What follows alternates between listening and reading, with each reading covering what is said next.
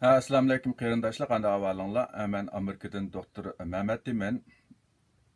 Balkim ko'pinchimiz uyga qapsilib, sirtqa chiqolmay uyda o'ltiryapmiz. Shu bu boshqa ishlarni qilolmagandan keyin, do'stlar bilan bir yerga to'plasholmagandan keyin shu video orqali o'zaro qila oladigan ishlarimizni bir-birimizga yetkazishmi, bu bir yaxshi bir fursatkan.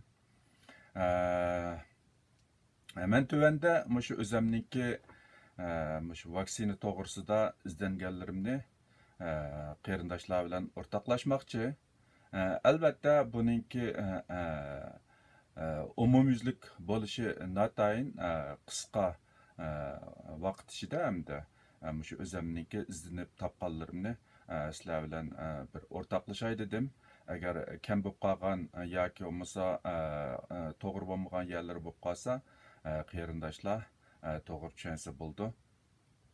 Mening izlangan ahvolimga asoslangan vaqtida hozir qadar 90 dan ortiq shirkatlar 60 dan ortiq shu vaksina kandidatini ishlab chiqarayotgan bo'lib, ularning ichida xeli ko'p sondikisi allburun birinchi bosqichliq sinoqni boshlagan. Ko'pincha qarindoshlarningki bu tibbiy jihatda alohida arq ko'rinishi bo'lmaganligi uchun xabarlarda ko'rgan uchurlarga asosan voy xo'sh xabar deb anglatgan ahvollarni uchratdim.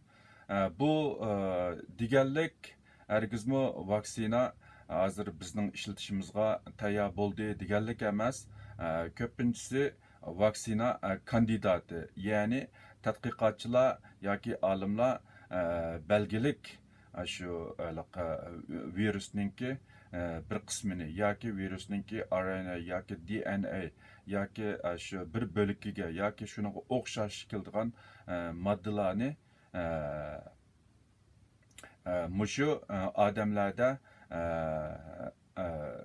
antibody paydo qilib mushu virusga qarshi oldini olish kuchiga ega bo'lishi mumkin degan şu RNA yoki DNA yoki virus bir bo'laklarni shu vaksina kandidati qatorida tanlab chiqadi. Endi buni nurg'un shu ehtimoli bo'lgan shu moddalar ichidan tanlab suzib, eng oxirisida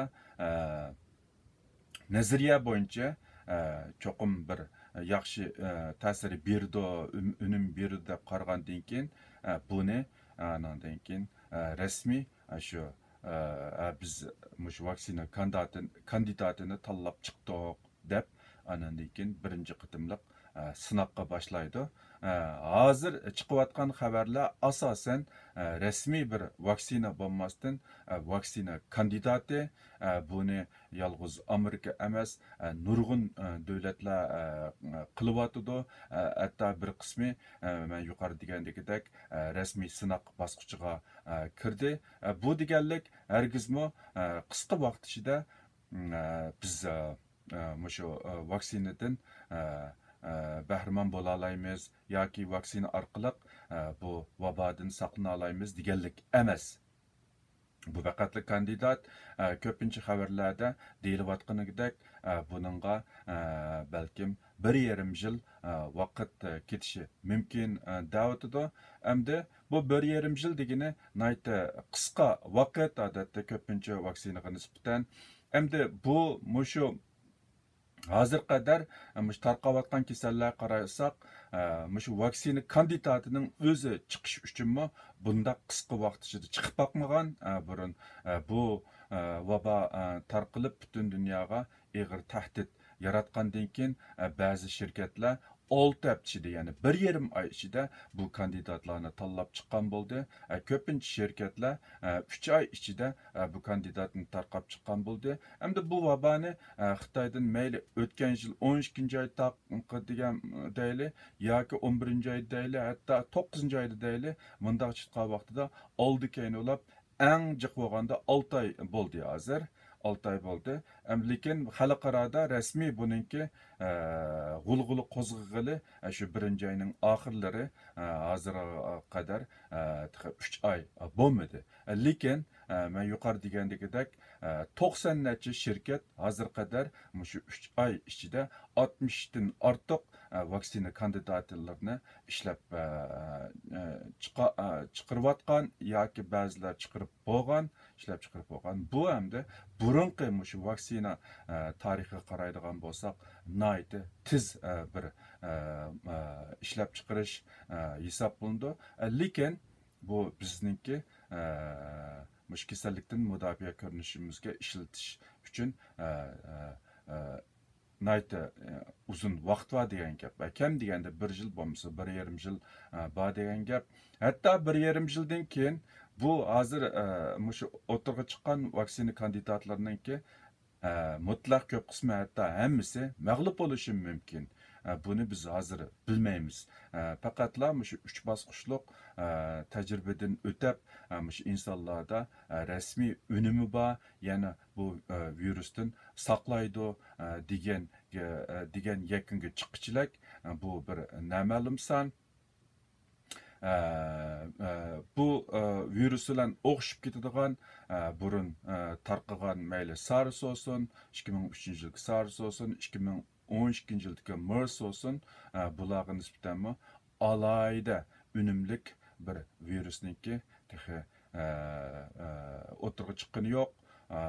Anandan boshqa men burunqi leksiyalarimda misol qilib o'tgan AIDS kasalligimi hozir 40 yıl bo'lib, bu 40 yılning ichida necha qitim shu vaksina kandidatlarini ishlab chiqargan bo'lsa-mu, lekin eng oxirisida uninki birasining alayda unum berganligi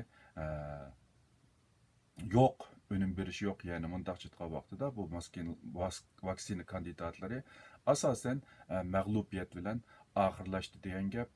Bu hozir tarqayotgan vabaga nisbatan hamda nihoyatda jiq shirkatlar nihoyatda tirishchanlik ko'ksatyapti. Bu chunki bu dunyo miqyosida tahdid yaratayotgan bir vabo bo'lganligi uchun qaysi shirkat buningga nisbatan bir unumlik vaksina ishlab chiqara olsa, bu nihoyatda yuqori darajada iqtisodiy kirim keltirdi degan gap. Shu nuqtadanmi nurg'un davlatlar, nurg'un dori shirkatlari bu vaksina ishlab chiqarishga alohida mablag' silib o'zaro musobaqalashyapti. Şu ko'pincha kishilarmi buningga nisbatan bir xil umid var. Lekin subjektiv orzu, umid ba'zida reallik bilan tamamen uygun kelishi notayin. Albatta men qarindoshlarga bir yomon xabar berish maqsadim yo'q. Ümidsizlik ilib kelgim yo'q. Lekin men shu sohaning ichida uzun muddat xizmat qilayotganligim uchun ba'zi masalalarga nisbatan bak xato tushuncha qolmasin, o'zimizni quruq xo'sh qilmayli degan maqsadda buni sizlar bilan o'rtoqlashishni to'g'ri ko'rdim. Haqiqatan hozir sinaq boshlangan, shu sinaq qilishga boshlangan vaksina kandidatlari xili bor. Anandan keyin ba'zi uchurlar qarag'an vaqtida Amerikada tunji qitim birinchi bosqichdagi shu sinaqda u vaksina kandidatlari urilgan adamlarda alayda reaksiya bermagan, yana birinchi bosqichdagi sinaq hozir qadar nihoyatda yaxshi mengayotgan. Hamda bu bosqichdagi sinaqda asosan shu vaksina kandidatiningki aks ta'siri, ya'ni qanchalik yomon ta'siri va urgan insonlarda qanchalik yomon oqibat keltirdi degan shu tarafdan ilib berildi.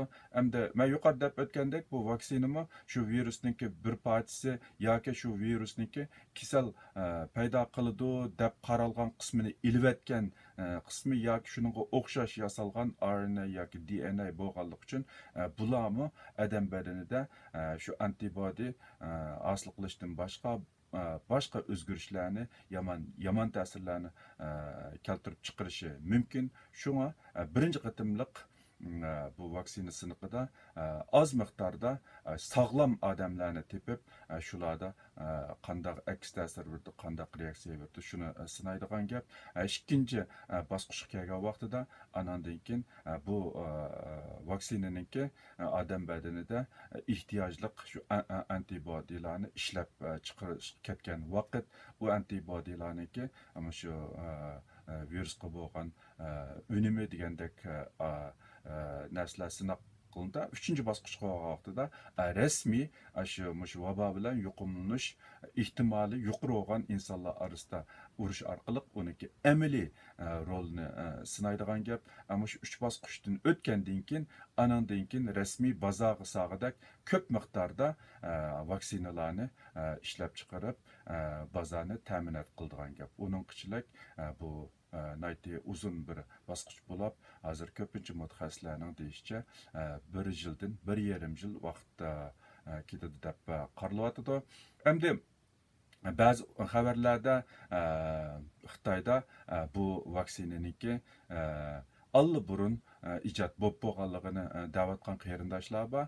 Bumi men da'vatgandagidek faqatla bu vaksina kandidati.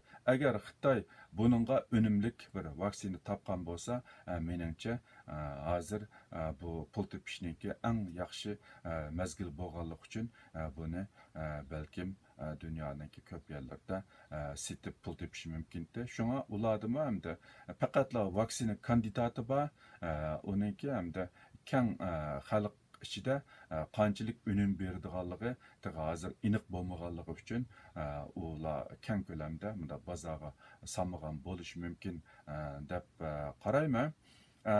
Mening bugun shu vaksina to'g'risida so'zlamoqchi bo'lganlarim shunchalik. Albatta bu vaksina jihatda hamma mazmunlarni o'ziga olib ketishi notayin. Vaksin degan bir keng bir doiradagi hukm bo'lganligi uchun bular bu vaboga nisbatan vaksinalar uzluksiz ishlab chiqarilayotganligi uchun ba'zi uchurlar o'z ichiga ilmagan bo'lishi mumkin. Bundan keyin yana yangi uchurlarga erishsam qarindoshlarni vaqtida xabardor qilib turman. Minglarniki ko'ngilinglarga rahmat. Xayr xo'sh, Xudoga omonat.